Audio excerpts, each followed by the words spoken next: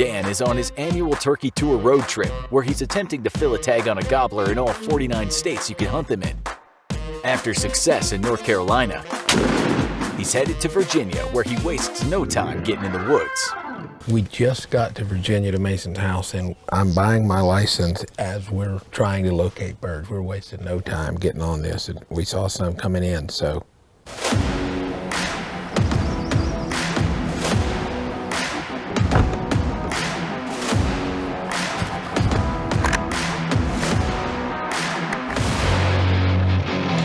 Getting ready to go do some walking, see if we can't get one to gobble at us. Try to get him. We've been to Virginia for a whole 15 minutes. Don't waste no time around here. We saw a really nice one on the way in. I about passed out. I beat the hell out of Cord, just slapping him going, look, look, look. We'll see. Check it out. We can only hunt till noon here.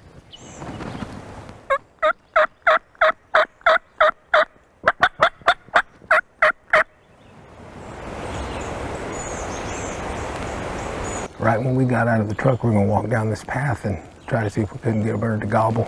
We found a dust bowl right here where the hens have been dusting.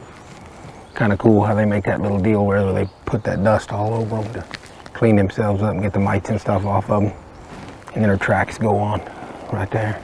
Pretty cool to find that. You know turkeys are in the area when you see that.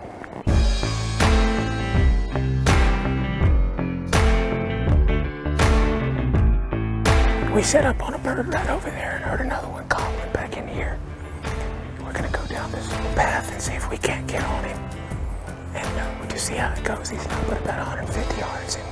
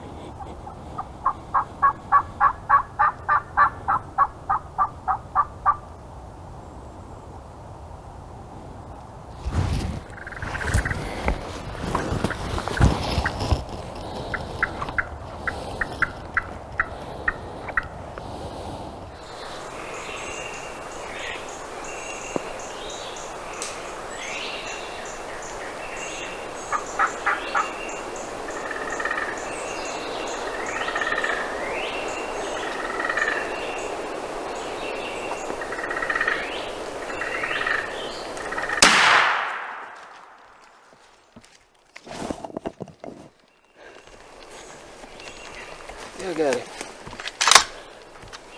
Did I get him? Now this one, I'm gonna tell you right now, the shot ain't real good. Because I still ain't never seen his head. I could see from here down. I center punched that turkey. Let's go look at him.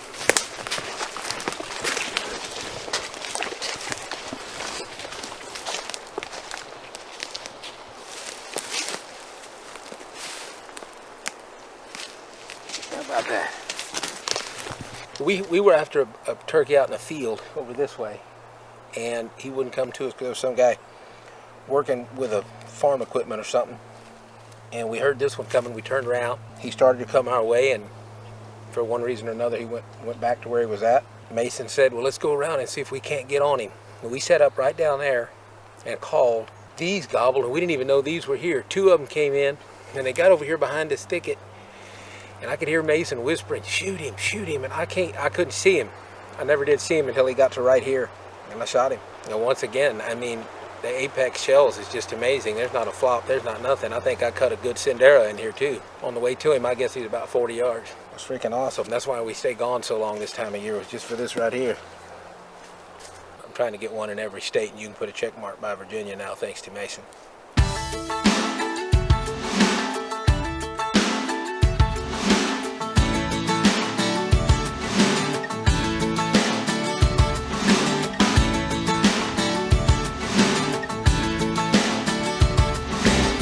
We're just driving, looking at this farm that we've been hunting, and Mason was talking about all the turkey scratching. I never seen that much turkey scratching in one spot. If you look right along here in these pines, it's just they tore up the ground here like it's crazy.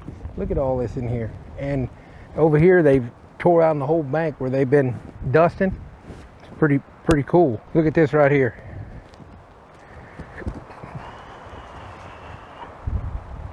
You know you're in the right spot when the turkey dust spot looks like a hog wallow.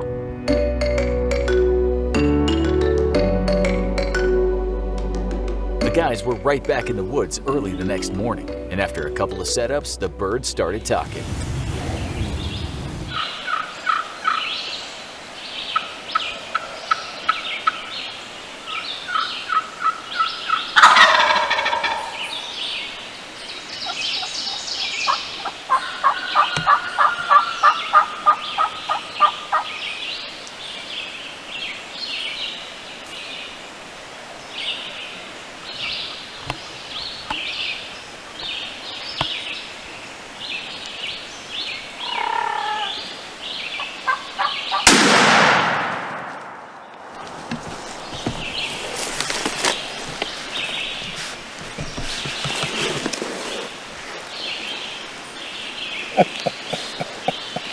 We listened out from the road there right before daylight, and Mason was owl calling, and we finally heard one gobble off down in here. I don't know, maybe 350, 400 yards off the road, I guess. I don't really know.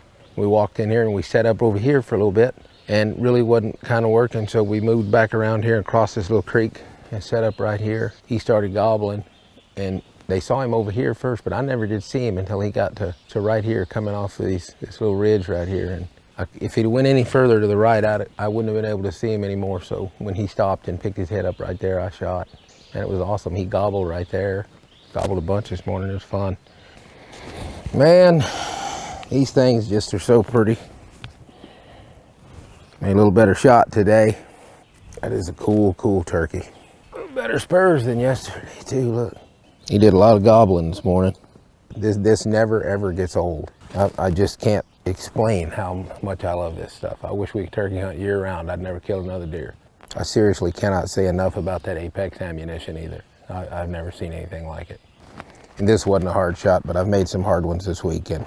Pretty good stuff. Virginia might be right there at the top of my turkey hunting list. Kind of hard to hunt it twice when you're trying to get one in every state though, but I bet I figure out a way.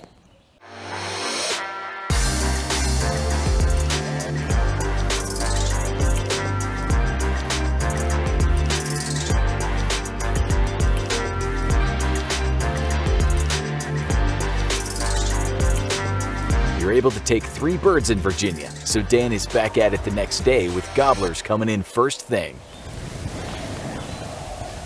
Did they go by? Did they go by? Yeah.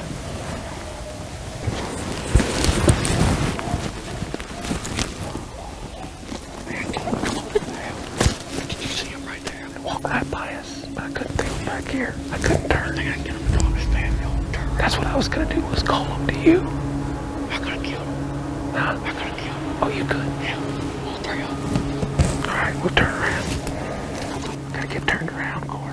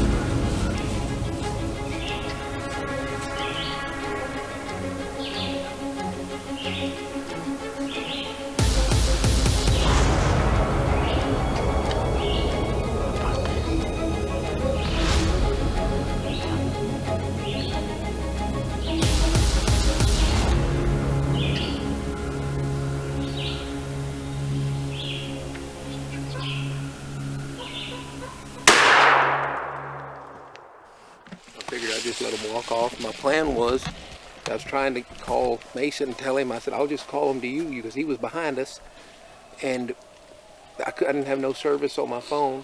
And then this bird, Mason called him back, and for this one pine tree right here, I couldn't see him for forever, and I finally moved around, and I'll bet you money when we walked by that pine tree, I grazed it, because I could just see just his head. and I shot, but that was a pretty decent poke, but it was nothing for the apex. That was so much fun, man. I'll tell you what, good Lord, that was fun. The turkey hunting here is just insane. Look at there. Man. Settle down there, Junior. Another one. These turkeys come out, we heard them this morning. There's a dog pen not too far from here. And man, I couldn't hear over the dog pen, but Mason's got better ears than me. It helps when you're half my age. He said, we'll go to this one. Heck, I wasn't even for sure, but once we got down here, I don't know that these were the same ones as the one we heard over there. There was a hen calling over there. Yeah, and he went to calling and sounded like they were gonna do right. They went this way for a little while. And then I turned around, and I don't know why, but sometimes in these pine trees, I can't tell what direction they are. And I thought they were coming this way, so I went to turn. Mason pointed that they were that way, and no more than he pointed, 3 of them walked out in that field back there past us. And then they came right by Cord and I, 20, 25 feet from us. And there was no way that I could turn that way, especially that I'm right-handed and they were on the right. And they went on by, and I thought for a minute, I said, well, heck, Cord can turn around. And Mason was sitting behind me. I said, I'll just call him to here, he can kill one. And I tried to call him on the phone, but I didn't have any phone service, and then he came up and moved the other side of us. Took a little while. Seemed like they really liked it scratching in the leaves. That's kind of what made them start getting closer. I couldn't see him, and I heard Mason whisper, he's coming. And I saw one go by, one was a jake. And then the second one, and then I could just see this one through the bushes, and Cord said, that's a longbeard for sure. Man, I tried to sit there. I thought my left arm was gonna fall off. And finally, I just eased out around where I could see around that one pine tree.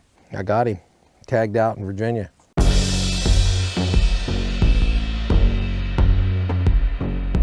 After wrapping up in Virginia, Dan heads to Georgia, where he makes quick work of getting on a gobbler. So quick, in fact, the camera guy was unable to get it on film. Did you see that? I did. I almost got on him. I was so close to being on him.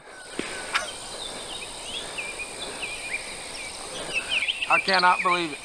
I ain't never shot a turkey in the air in my life. I shot at him at 80 yards.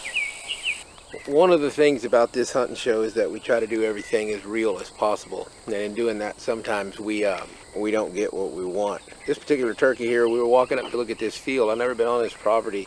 A friend of ours let us hunt it, and Luke was showing me that this field was here, and we kind of figured that this gobbler might be in there because we heard him earlier this morning moving this way. But we got here, and sure enough, he gobbled, and the guys set up right here, and I put Cord with them because I figured he'd come look over that hill. One of them could shoot it, but he didn't. He did gobble a couple of times, and he came close, but then he turned around and he left. But evidently what he did is he came down this ridge here with these pine trees, and he came out back there at about, I don't know, probably 90 or 95 yards.